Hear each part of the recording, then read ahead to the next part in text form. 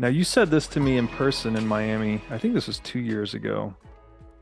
And I think you were perhaps just alluding to it, that on the other side of hyper Bitcoinization was a revolution in human consciousness.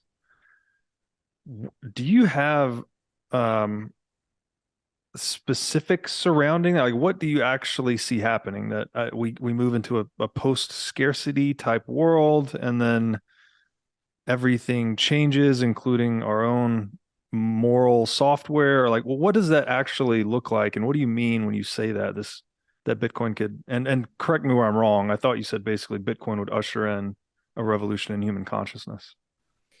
Yeah, I think that's an accurate kind of memory of what I said. So, if you think about consciousness, it was more or less discovered by Sigmund Freud, and in the 1800s, and so he developed concepts of the conscious, the subconscious, and the unconscious, and that was a revolution in consciousness, and it was a revolution in the medical field, obviously, and to probe people's subconscious mind and unconscious mind for path for origins of illness or origins of aberrant behavior or how to, of course, at the same time, Carl Jung was working in similar field and came up with things like the synchronicity and the mandala and ideas of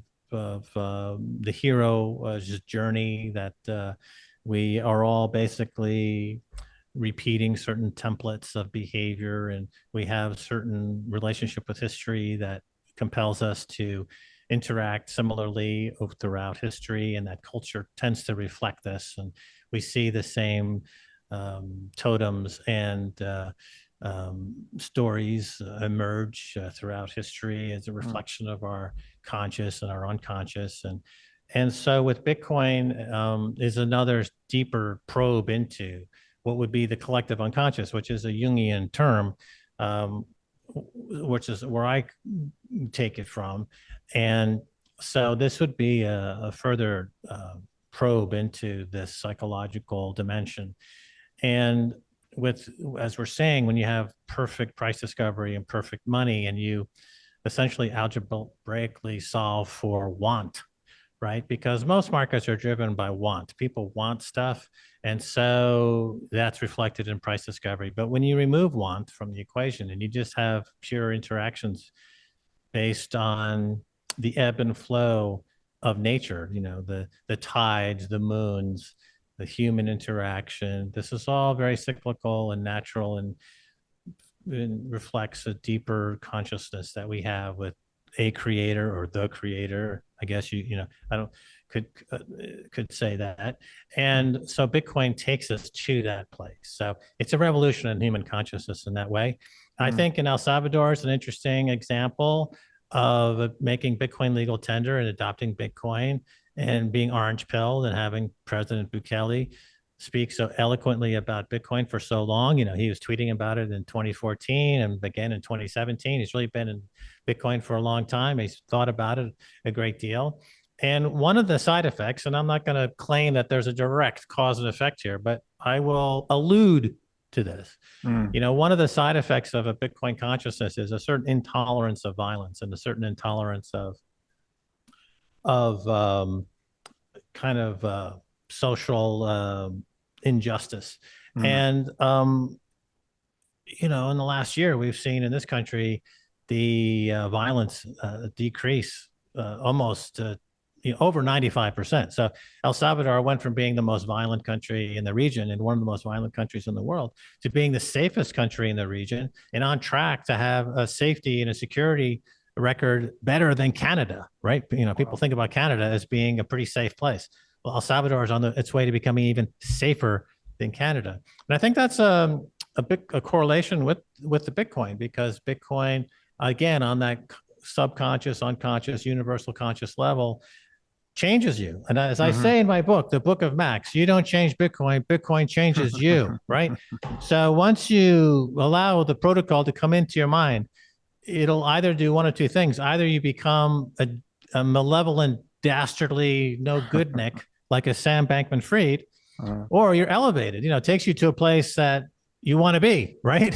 As yes. they say here. And that could be, for example, a President Bukele, or I think Michael Saylor is somebody who I think was elevated. He had already, I've met with him a couple of times. I know you have. Mm-hmm. And he has a real passion for education Mm-hmm. and things like that. And I know that he is happy that um, he's found an audience of folks that he can pull into his sphere of what he's passionate about. Mm-hmm. And I know that something like education is something that's near to his heart.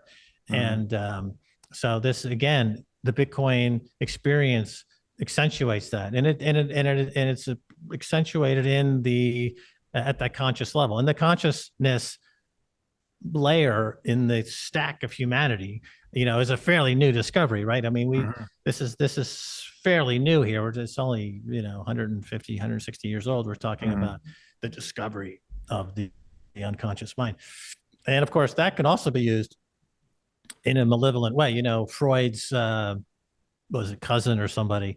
He used it, Edward Bernays, to use subconscious persuasion in marketing. And this has been a catastrophe in many ways. Mm-hmm. For example, in his day, they convinced women that to be truly free, they should smoke cigarettes, right? Because Mm-hmm. they figured out that they had a whole market for cigarettes, women, and they needed to get that market. And so he launched this campaign of subliminal, subconscious kind of using Freud's work to involuntarily get people to act in ways that were against their best interests. Mm-hmm. And so that's something we still deal with. We have an economy right now called the nudge economy, where we're constantly every single day bombarded with hundreds of thousands of messages from marketers who Mm-hmm. are nudging us on a subliminal, subconscious, unconscious level to do things that are not in our best interest. When I was a kid, subliminal advertising was against the law. They used to put advertisements of Coca-Cola during the movie to get, or I'm sorry, salty stuff in the movie to get you to go buy a Coca-Cola, right? And Mm-hmm. it's a subliminal image, and that they outlawed that. But over time, this has been completely obliterated by the hyper presence of social media, where our minds are semi connected to the internet, and we have Yeah. no defense against this type of subliminal nudging and marketing. And the results are in many ways catastrophic. It's led to complete social cohesion nightmare, where you have social confusion. Let's call it that, social Yeah. confusion, where you have now whole demographics of the population are very confused about who they are, what they are, where they are.